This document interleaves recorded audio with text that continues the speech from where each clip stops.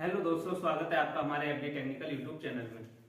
तो आज का हमारा जो वीडियो है वो है फ्रिज के संबंधित। तो जो कि हमने इससे पहले एक वीडियो बनाया था, इसका पार्ट 1, उसमें बताया था हमने कि मैकेनिकल सिस्टम क्या होते हैं फ्रिज के। यानी कि फ्रिज दो सिस्टमों से मिलकर कार्य करता है, एक मैकेनिकल सिस्टम, दूसरा इलेक्ट्रिकल सिस्टम। तो मैकेनिकल सिस्टम का जो जो भाग था उसका वीडियो हमने भाग 1 में हमने बता दिया, और संपूर्ण मैकेनिकल सिस्टम के सारे पार्ट्स हमने आपको बारी बारी के साथ दिखा दिए उसमें, और एक एक जानकारी उसके साथ हमने शेयर की है जो कि मैकेनिकल सिस्टम में आने वाले भाग होते हैं। अब आज हम बात करते हैं इलेक्ट्रिकल सिस्टम, यानी कि फ्रिज के जो इलेक्ट्रिकल सिस्टम में आने वाले जितने बार भाग होते हैं उनके बारे में आज आपको बताएंगे, और एक एक बात उसके हर पार्ट्स के बारे में बारीकी के साथ समझाएंगे। तो जो हमारा मैकेनिकल सिस्टम होता है उसका हमने वीडियो ऑलरेडी बना दिया है, और जो हमारा इलेक्ट्रिकल सिस्टम है उसका आज हम थ्योरी के माध्यम से आपको बताएंगे कि इलेक्ट्रिकल सिस्टम में आने वाले भाग कौन कौन से होते हैं और वो कैसे कैसे दिखते हैं। तो सबसे पहले हम बात कर लेते हैं कि हमारा इलेक्ट्रिकल सिस्टम, जैसे मैकेनिकल सिस्टम में हमारा कंप्रेसर एक महत्वपूर्ण भाग होता है, उसी प्रकार से इलेक्ट्रिकल सिस्टम में भी हमारा फ्रिज का कंप्रेसर जो होता है वो महत्वपूर्ण भाग होता है, क्योंकि वो मैकेनिकल सिस्टम का भी भाग है और इलेक्ट्रिकल सिस्टम का भी भाग है। इलेक्ट्रिकल सिस्टम का इसलिए भाग है क्योंकि कंप्रेसर के अंदर जो लगा हुआ मोटर होता है उसी के आधार पर पूरा कंप्रेसर वर्क करता है।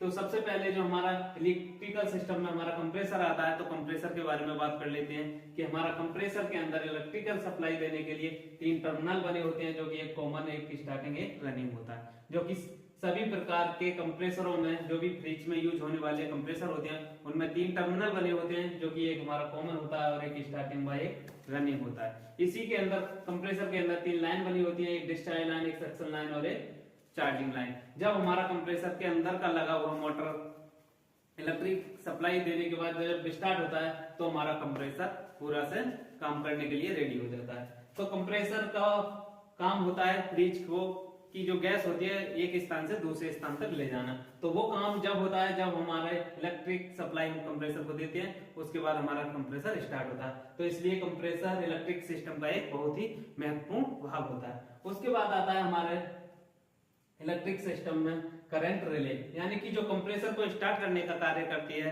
उसे हम करंट रिले बोलते हैं, जो कि हमारे कई प्रकार की होती है, जैसे open type relay, box type relay और एलएमएस रिले और पीटीसी रिले। तो ये 4 प्रकार की रिले होती हैं, जो कि एलएमएस रिले जो होती है ये अब बिल्कुल यानी कि अब नहीं आती है, ये पहले पुराने ओल्ड मॉडल के जो फ्रिज थे उनमें आती थी। उसके बाद ओपन टाइप रिले और बॉक्स टाइप रिले और पीटीसी रिले, तो इन सबको आपको दिखाएंगे और फिर किस किस प्रकार से ये कार्य करती हैं, कौन कौन से फ्रिज में लगती हैं। तो सबसे पहले रिले के बारे में बात कर लें तो ये है ओपन टाइप रिले।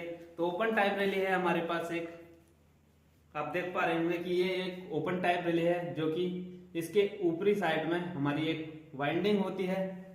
इसे ही देखकर हम पहचान सकते हैं कि ये ओपन टाइप रिले है, इस प्रकार की, जो कि हमारे बड़े बड़े डीप फ्रिज में भी लगी होती है, और ये डीजी कूलर जो होते हैं पेप्सी कोका कोला वाले उनमें भी ज्यादातर ये देखने को हमको मिलती है। उसके बाद आती है बॉक्स टाइप रिले। तो बॉक्स टाइप रिले कोई रिले नहीं होती है। बॉक्स टाइप रिले का मतलब होता है कि पीटीसी रिले और हमारा ओएलपी जैसे ओवरलोड प्रोटेक्टर, उसको एक प्लास्टिक के बॉक्स में बंद कर देते हैं दोनों को एक साथ, तो उसको मिला करके बोलते हैं बॉक्स टाइप रिले। तो इसका मतलब कोई ऐसा रिले नहीं होता है ये कि कोई अलग टाइप का हो। ये पीटीसी रिले और ओवरलोड को दोनों को मिलाकर एक बॉक्स में बंद कर देते हैं, उसी लिए हम मिलाकर के बोलते हैं कि ये बॉक्स टाइप रिले है। उसके बाद इसका तो बिल्कुल चलन मार्केट में है ही नहीं, ये तो आपको देखने को भी नहीं मिलेगी। उसके बाद आती है पीटीसी रिले।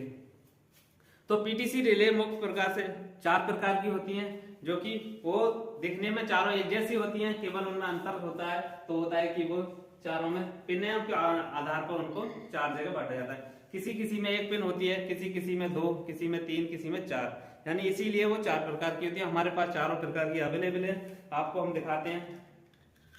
देख सकते हैं आप, ये एक पीटीसी रिले है जो कि आप हमारे हाथ में आप देख रहे होंगे कि ये पीटीसी रिले जो है हमारे पास जो है 1 पिन की है। इसमें सप्लाई देने के लिए हमारे लिए एक पॉइंट बना हुआ है, जो कि हमारा सप्लाई देने के लिए होता है। तो इस प्रकार का पीटीसी रिले होता है। और अब हम आपको दिखाएंगे कि ये 2 पिन का रिले होता है। ये पीटीसी रिले है, ये भी देखने में सेम है। इसमें हमारे लिए सप्लाई देने के लिए 2 पॉइंट बने हुए होते हैं। उसी प्रकार से एक रिले होता है जिसमें हमको सप्लाई देने के लिए, ये भी पीटीसी रिले है, इसमें सप्लाई देने के लिए हमारे पास 3 पाउंड बने हुए हैं। इसमें 3 पिन वाले में हमको एक चीज का फायदा होता है कि हम इसके अंदर कैपेसिटर लगा सकते हैं, यानी कैपेसिटर को इसके साथ जोड़ सकते हैं। 1 पिन वाले के साथ और 2 पिन वाले के साथ हम कैपेसिटर को नहीं जोड़ सकते, इसके साथ हम कैपेसिटर जोड़ सकते हैं, जो कि आप देख पा रहे होंगे इस तरह का। एक रिले होती है, एक रिले है ये पीटीसी रिले, देखने में साइज और आकार एक जैसा है। इसमें सप्लाई देने के लिए 4 पॉइंट बने। इसमें हम स्टार्टिंग व रनिंग दोनों कैपेसिटर का यूज कर सकते हैं कनेक्शन करके, और इसको हम ज़्यादातर हमको देखने के लिए पीटीसी रिले मिलेगी या फिर ओपन टाइप रिले मिलेगी, ये इस प्रकार की। बॉक्स टाइप रिले हमको बहुत कम देखने को मिलेंगी, और बॉक्स टाइप रिले में होता भी कुछ नहीं है कि पीटीसी रिले व ओएलपी को दोनों को एक साथ एक बॉक्स में बंद कर देते हैं, उसके बाद उसको यूज करते हैं, तो उसके लिए हम बोलते हैं कि ये बॉक्स टाइप रिले है। तो उसके बाद हमने आपको सारे रिले दिखा दिए और उसका अंतर बता दिया कि सारे रिलों में क्या क्या अंतर होता है। उसके बाद आता है हमारा थर्मास्टेट। तो थर्मास्टेट हमारा इलेक्ट्रिकल सिस्टम में आता है। थर्मास्टेट का कार्य होता है कि फ्रिज के अंदर आवश्यकता से अधिक कूलिंग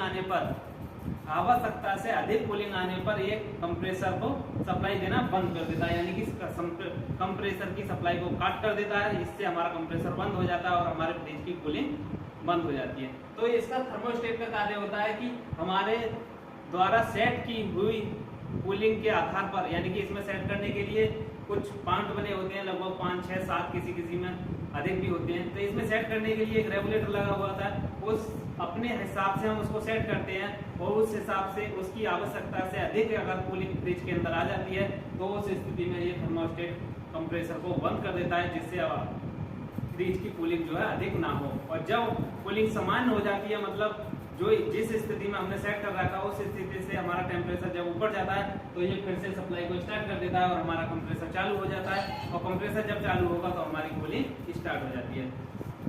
तो थर्मोस्टेट का कार्य होता है कि फ्रिज के अंदर आवश्यकता से अधिक कूलिंग आने पर यानी कंप्रेसर को बंद करना, और समान कूलिंग आने पर कंप्रेसर को चलाना। उसके बाद आता है हमारा OLP, यानी कि ओवरलोड प्रोटेक्टर।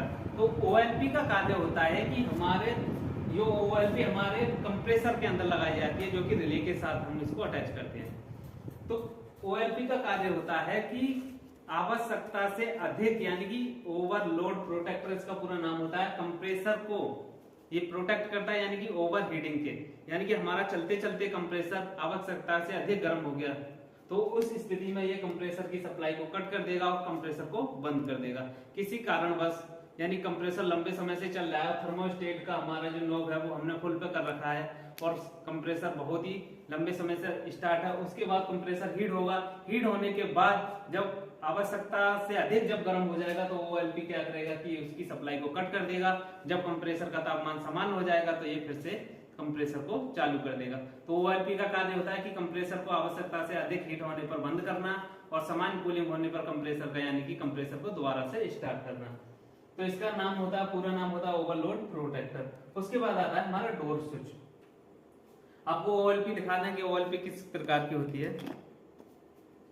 देख सकते हैं हमारे हाथ में ये OLP लगी हुई है जो कि हमारे रिले के साथ इसको अटैच करते हैं। तो इसका कार्य होता है, एक तरफ से इसमें सप्लाई देने का पॉइंट होता है, एक तरफ से हमारा कंप्रेसर में लगने का पॉइंट होता है, यानी कि एक तरफ से इन होती है सप्लाई, एक तरफ से आउट होती है। इसका चेक करने का भी सीधा सब है, इधर एक सीरीज से अभी आप इसको चेक कर सकते हैं, मल्टीमीटर से आप इसको भी चेक कर सकते हैं।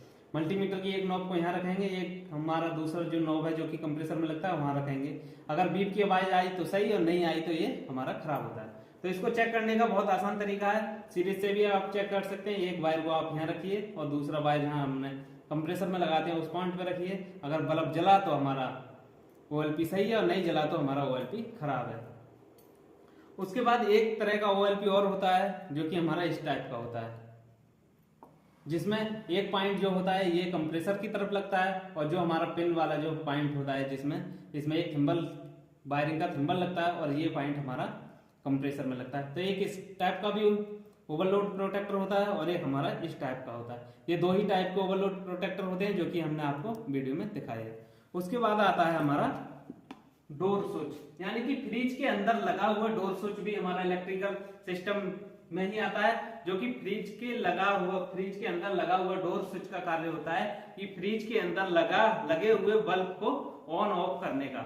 यानी कि जब फ्रिज का दरवाजा हम खोलते हैं तो बल्ब चालू हो जाता है, और जब हम फ्रिज का दरवाजा बंद कर देते हैं तो बल्ब बुझ जाता है, यानी कि बंद हो जाता है, उसकी सप्लाई को काट देता है। तो ये देखने में हम आपको दिखा दें कि इस प्रकार का एक स्विच होता है जो कि डोर के बराबर से लगा हुआ होता है फ्रिज के अंदर।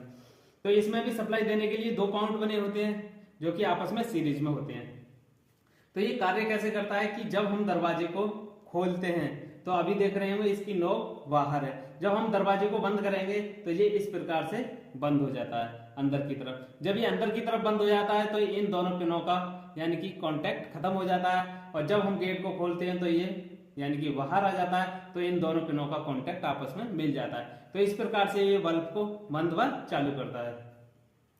जब हम दरवाजे को बंद करते हैं तो ये डोर स्विच अंदर की तरफ हो जाता है, तो इन दोनों पिनों का कांटेक्ट आपस में खत्म हो जाता है, तो जिससे हमारा बल्ब यानी बंद हो जाता है। जब हमने दरवाजा खोला तो दरवाजे के साथ ये भी बाहर आया, तो इन दोनों पिनों का यानी कि कांटेक्ट मिल जाता है, तो इससे हमारे यहाँ से सप्लाई इधर आने लगती है, तो इससे हमारा बल्ब जल जाता है। तो इसका सिर्फ यही कार्य होता है कि हम दरवाजा बंद करें तो बल्ब हमारा बंद हो जाना चाहिए, और जब दरवाजा हम खोलें तो हमारा बल्ब जल जाना चाहिए। तो सिर्फ इसका डोर स्विच का यही कार्य होता है। उसके बाद आता है हमारा बल्ब, यानी फ्रिज के अंदर लगा हुआ बल्ब को, जो हमारे फ्रिज के अंदर सामान रखे हुए होते हैं उनको देखने के लिए फ्रिज में बल्ब का प्रयोग किया जाता है, जो कि रखे हुए सामान को हम देख सकते हैं। तो फ्रिज में अधिकतम चूड़ीदार बल्ब का यूज होता है, जो कि 5 से 15 वाट तक के हम अक्सर इसमें बल्ब यूज करते हैं। बल्ब आप देख सकते हैं इस प्रकार का चूड़ीदार एक बल्ब होता है, जो कि एक फ्रिज का बल्ब है हमारे हाथ में। इस तरह की इसमें चूड़ी बनी होती है। जो आप बल्ब देख पा रहे होंगे इस प्रकार का जो बल्ब रहता है, ये हमारे 2 साइज में आते हैं, एक हमारा पतली चूड़ी का होता है और एक हमारा मोटी चूड़ी का होता है। तो इस प्रकार का ये एलईडी भी बल्ब अब आने लगे हैं मार्केट में, जो कि बहुत अच्छे और कम लोड पर आसानी के साथ जलते हैं, जो कि लाइट की खपत कम करते हैं। तो इसी प्रकार के वो भी होते हैं जिनमें चूड़ी बनी होती है, ये सिर्फ 2 ही साइज के आते हैं, मोटी चूड़ी और एक बारीक चूड़ी के। उसके बाद आता है हमारा कैपेसिटर, यानी कैपेसिटर जो होता है वो किसी किसी फ्रिज में लगा हुआ होता है, किसी किसी फ्रिज में नहीं भी होता है। तो इसके अंदर यानी कि सिंगल डोर के जो जितने भी फ्रिज होते हैं उसमें मान लीजिए जो कैपेसिटर लगा हुआ होता है वो लगभग 6 MFD का कैपेसिटर लगा हुआ होता है, जो कि इस प्रकार का होता है, जो कि आमतौर पर आपने पंखे सीलिंग फैन वगैरह में भी देखा होगा। इसी प्रकार का एक कैपेसिटर लगा हुआ होता है, जो कि बहुत ही कोई कंपनियां अपने फ्रिज में कैपेसिटर को यूज करती हैं, कोई कोई कंपनी अपनी कैपेसिटर को यूज नहीं करती है। तो ऐसा नहीं है कि हमको सभी फ्रिजों में कैपेसिटर देखने को मिलेगा या सभी में नहीं मिलेगा, तो किसी किसी में मिलेगा, किसी किसी में नहीं मिलेगा। तो इलेक्ट्रिकल सिस्टम यानी कि फ्रिज के जो भी है वो इसी प्रकार से सारे हमने कंप्लीट कर दिए आपको, और आपको दिखा भी दिए कि किस प्रकार के ये सिस्टम यानी पार्ट्स देखने में होते हैं, उनका कार्य कैसा होता है। अब हम आपको अगला जो पार्ट बनाएंगे उसमें आपको सबको फ्रिज के अंदर लगे हुए दिखाएंगे कि फ्रिज के अंदर ये कहाँ और कैसे कैसे असेंबल होते हैं। उनको सारे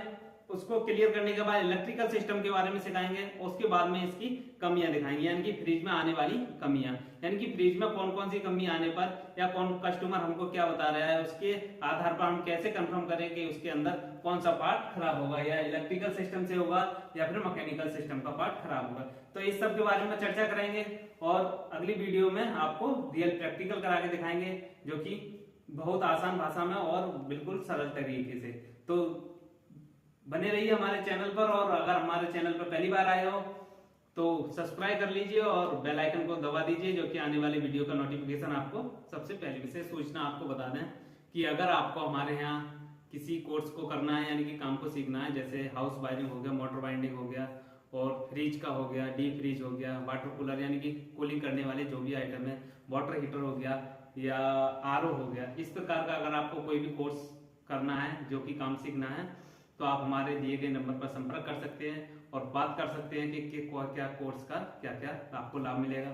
और यहाँ आने पर अगर आप यहाँ से कोर्स करेंगे तो 100% प्रैक्टिकल के साथ कोर्स करेंगे, और 0 लेवल से हम हर चीज को सिखा के चलेंगे, और इतनी बारीकी के साथ आपको सिखाया जाएगा कि आप जा करके अपना दुकान वगैरह आप अपना काम कर सकते हैं। ऐसा नहीं है कि ऊपर से थ्योरी पढ़ा दिया और उसके बाद कुछ नहीं, तो ऐसा कुछ नहीं है। प्रैक्टिकल के साथ सारे कोर्सेज हैं, जो कि 100% प्रैक्टिकल होता है, थ्योरी भी होता है, क्योंकि बिना थ्योरी के भी कुछ नहीं है।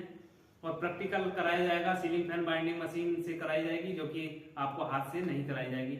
यहाँ जो भी काम मशीन का होता है वो मशीन से कराया जाएगा, जो काम हाथ से होता है वो हाथ से किया जाएगा। बहुत ही आसान तरीका से आसान भाषा में आपको सिखाएंगे और आपको ऐसा करके भेजेंगे कि आपका एक हुनर हो जाए और आप आसानी से बेरोजगारी की दुनिया में अगर आपको रोजगार मिले तो बहुत अच्छी बात है। यहाँ के जाने के बाद आप बेरोजगार नहीं रहेंगे, ये हमारी गारंटी है। अगर हम आपको काम ना सिखा पाए उसका हमको हमारी 100% गारंटी है आपका पैसा वापस मिलेगा, और अगर आप काम नहीं सीख पाएंगे तो जब 2 महीने का कोर्स है, जैसे तो हमारा ड्यूरेशन जो है वो 2 महीने का है। अगर आप 2 महीने में भी काम नहीं सीख पाए तो आपकी इच्छा है कि हम अभी और काम सीखना चाहते हैं, तो आप उसी फीस में आप आगे भी काम सीख सकते हैं। कोई भी एक्स्ट्रा चार्जेस नहीं है। रहने की और रूम की व्यवस्था, रहने की पूरी व्यवस्था हमारी होगी हॉस्टल में, और जो कि कच्चा राशन होगा जो खाने पीने का वो आपका रहेगा। और आप अधिक जानकारी के लिए दिए गए नंबर पर संपर्क कर सकते हैं और वहां से पूरी जानकारी ले सकते हैं किसी भी कोर्स के बारे में। जय हिंद, जय भारत।